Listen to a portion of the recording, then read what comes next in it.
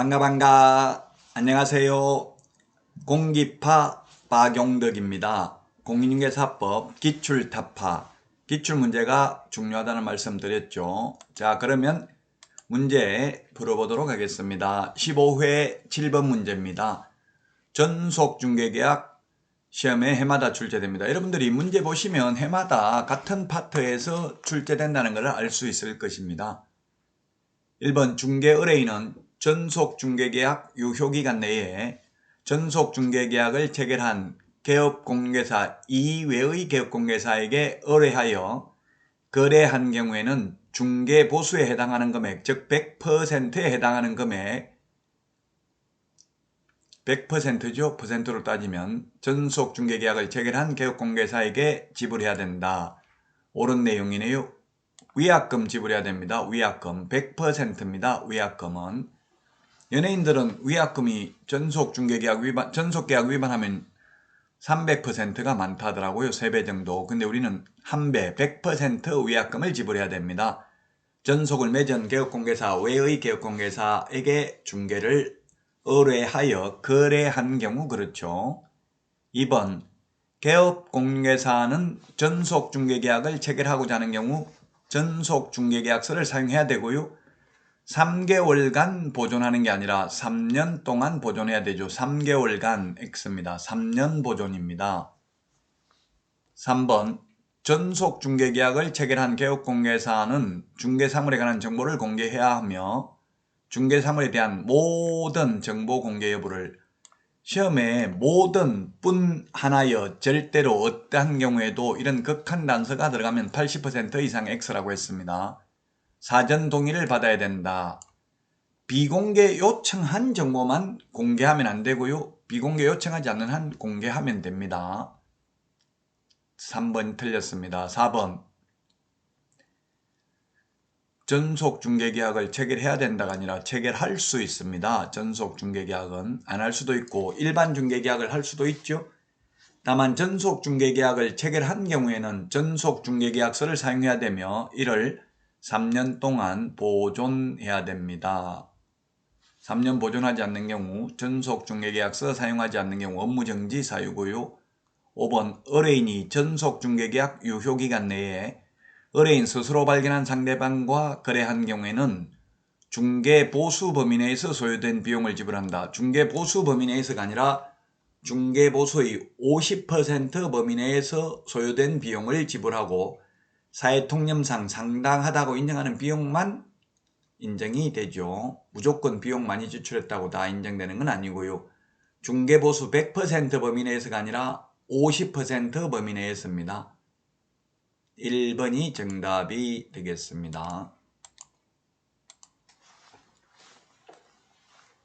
그러면 다음 문제 보도록 하겠습니다. 계약서 작성에 관해서 틀린 것입니다. 계속 중요한 파트에서 시험은 반복되고 있다는 걸 알 수 있습니다. 1번 중개계약서죠. 전속중개계약서를 작성한 개업공개사는 중개사물 공개하기 위해 반드시 지정거래정보망에 가입하여야 하는 것은 아니다. 그렇죠. 정보망 또는 일간신문의 정보를 공개하면 되니까요.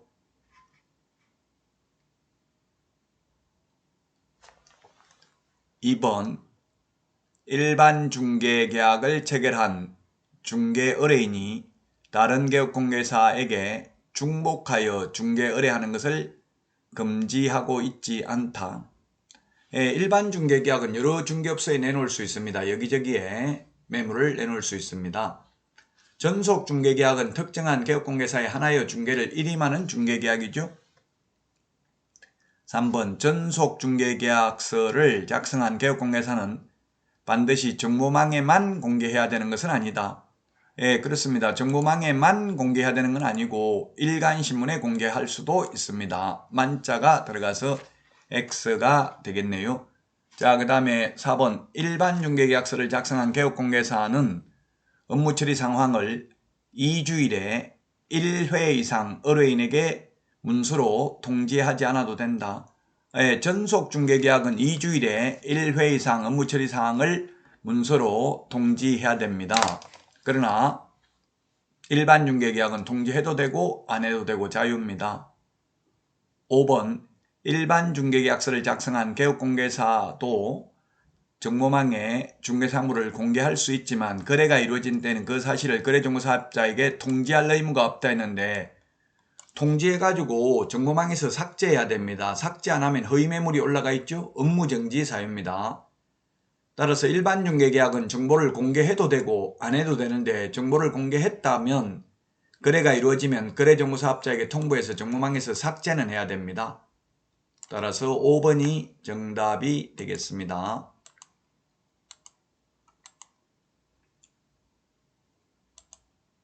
다음은 9번 문제 보도록 하겠습니다.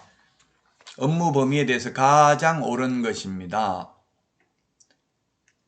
1번 법 7638호 부칙 제6조 2항에 따른 개업공개사 소위 중개인 또는 부칙개공이라고 부르겠습니다. 이제 부칙개공 줄여서 업무지역은 이 부칙개공에 대해서는 시험에 거의 안 나옵니다. 2006년 이후는 부칙을 찾지를 못합니다. 출제위원들이 2006년도 부칙이기 때문에 업무 대상 지역은 당해 중개사무소가 소재하는 특별시, 광역시, 도, 관할 구역을 한다.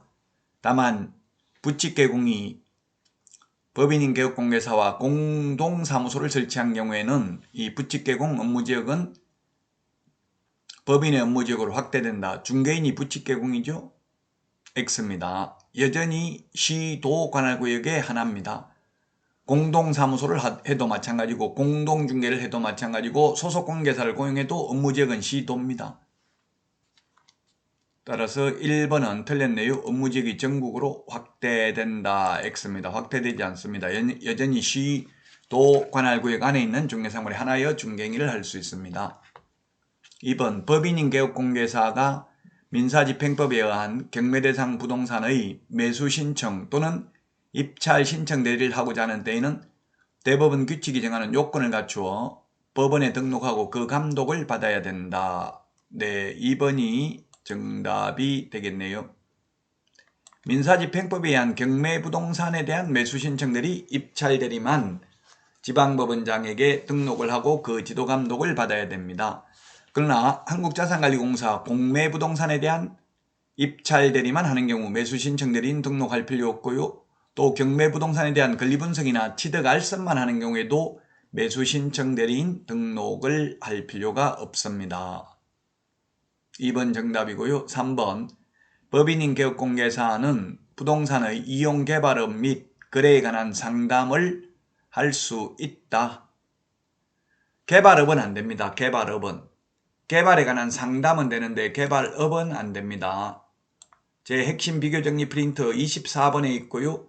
제 핵심 비교 정리 프린터는 네이버 카페 박용덕 박사의 부동산 여행에서 다운로드 받을 수 있습니다.